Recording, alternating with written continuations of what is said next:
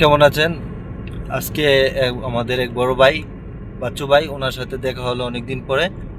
উনি সৌদি আরবের মাটিতে তাইবে উনি অনেক সাফল্য ব্যবসায়ী, অনেক সুন্দর, নিজেকে অনেক সুন্দর করে গুছিয়ে নিয়েছে। কিন্তু আজকে আমরা শুনবো যে বাচ্চু ভাইয়ের কাছ থেকে যে তাইবে ওনার এতগুলি ব্যবসা দাঁড় করিয়েছে, ওনার বিস্তারিত ওনার কাছ থেকে শুনবো যে কিভাবে কি করলো বাচ্চু ভাই। তাইবের মাটিতে উনি অনেকদিন যাবৎ আছে। উনি নিজে খুব সুন্দর একজন সাফল্য ব্যবসায়ী, প্রবাস জীবনে আমার দেখা মতে উনি খুব বড় একজন ব্যবসায়ী তাইবের মাটিতে।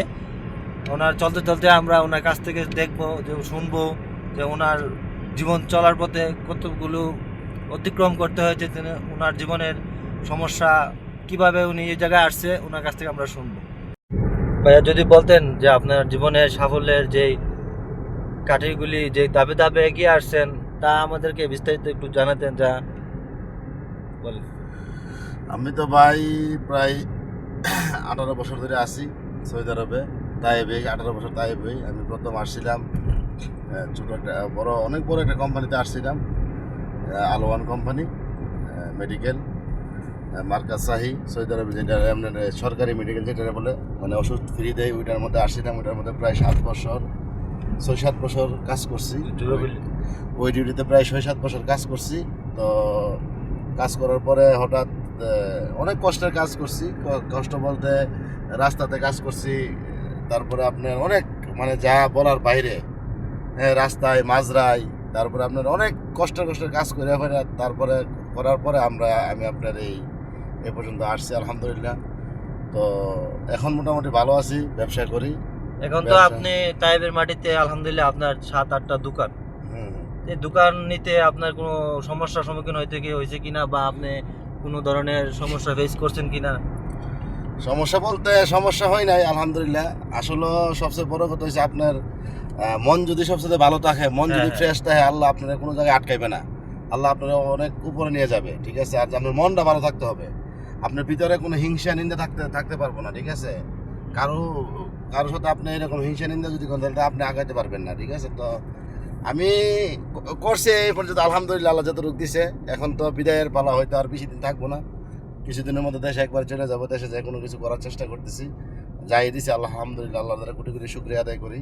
তো অনেক কষ্ট করছি ভাই, অনেক কষ্ট। মার্জার মধ্যে কাজ করছি, আপনার 12 ঘন্টা ডিউটি করছি। মার্জারের মধ্যে ডিউটি করার পরে 45 রিয়াল আপনার এই হাজিরা পাইছি, ওই কাজ আমি করছি, ঠিক আছে। তো রোডে ঘাটের মধ্যে আমি মার্জার মধ্যে ছাগলও চড়াইছি, ঠিক আছে।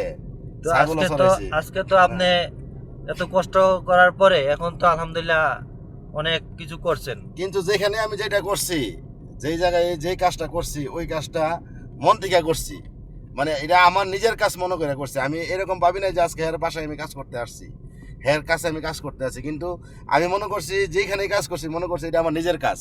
যে সময় আমি তোমার মার্জাতে কাজ করছি, ঠিক আছে, মার্জাতে কী কাজ করছি, এই টমেটো পারছি, কাঁচামরিচ পারছি, তারপরে তোমার এই দেশে যে খাস, রিপ বেঞ্জার এগুলো পারছি। ওই সময় আমি নিজের কাজ মনে করে করছি। কিন্তু এরকম কোনো সময় ভাবি না যে মানুষের ঘরে কাজ করতে আসছি কোনো রকম করে যামুগা, ঠিক আছে, হয়তো বাইরে একটা নশো দিয়ে বুঝতে যাবো, এরকম কখনো ভাবি নাই। আমি ভাবছি যে ওর বাসায় কাজ করতে আসছি, মনোযোগ দিয়ে কাজটা করে যাবো, এরকম ভাবা চিন্তা ছিল। কিন্তু করছি, কষ্ট করছি, 2-4 বছর কষ্ট করছি। আমার বাড়িতে বিদেশ আনছিল, তো 2-4 বছর কষ্ট করার পরে আল্লাহ আস্তে আস্তে পরে কোম্পানির থেকে যেভাবে হোক, কোম্পানি 1 বছর তোমার হঠাৎ 6 বছর পরে কোম্পানি আঁকা বানাইছে না, আঁকা বানানোর পরে তো হঠাৎ আমি কোম্পানির থেকে টানাজল হয়ে গেছি। এই সময় সৌদি সরকার নতুন আইন দিয়েছিল, যদি কারো যদি আমেলাই দিয়ে বিষা আকামা যদি না বানায় দেয়, ইচ্ছা করে যে কোনো জায়গায় কাফাল হয়ে যেতে পারবো। ওই সময় কাফাল হয়েছি। কাফাল হওয়ার পর অন্যের দোকানে কাজ করছি, প্রায় 3-4 বছর কাজ করছি। 3-4 বছর কাজ করার পরে হঠাৎ একটা দোকান দিলাম, ভাই ব্রাদার সবাইকে নিয়ে একটা দোকান দিলাম। আমার ভাইয়েরা আছে, সবাইকে নিয়ে ফ্যামিলিতে অনেক হেল্প করছে, ফ্যামিলিতে অনেক সহযোগিতা পাইছি। এখন বর্তমানে আপনার দোকানে কয়জন কর্মচারী কাজ করে? আছে 10-12 জন ছেলে আছে কাজ করে আপনার দোকানে।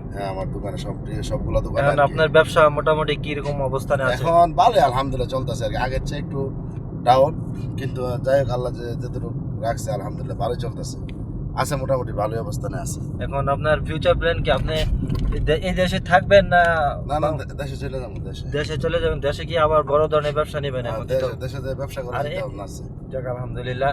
ভাইয়ের জীবন মুখ থেকে আমরা শুনতে পারলাম যে ভাইয়ের সাফল্যের যে চাবিকাঠি, আসলে মূল কথা হচ্ছে যে আপনি যেই কাজই করেন না কেন লক্ষ্য থাকতে হবে, এবং বিশেষ করে হচ্ছে যে আপনি নিজের কাজটাকে নিজের মনে করতে হবে। হ্যাঁ হ্যাঁ, অন্তর থেকে করতে হবে। সবচেয়ে বড় বিষয় হচ্ছে কাজটাকে নিজের মনে করতে হবে, তাহলে জীবনে একটা সুন্দর সাফল্য চাবিকাঠি চলে আসবে অবশ্যই ইনশাআল্লাহ। আসবে, ইনশাআল্লাহ। ভাইয়ের উক্তি থেকে আমরা এটাই শিখতে পারলাম যে যে কোনো জায়গায় যাবেন অবশ্যই কাজটাকে নিজের সাফল্যের নিজের মনে করে করতে হবে, ঠিক নাকি ভাই? হ্যাঁ হ্যাঁ, নিজের মনে করতে হবে।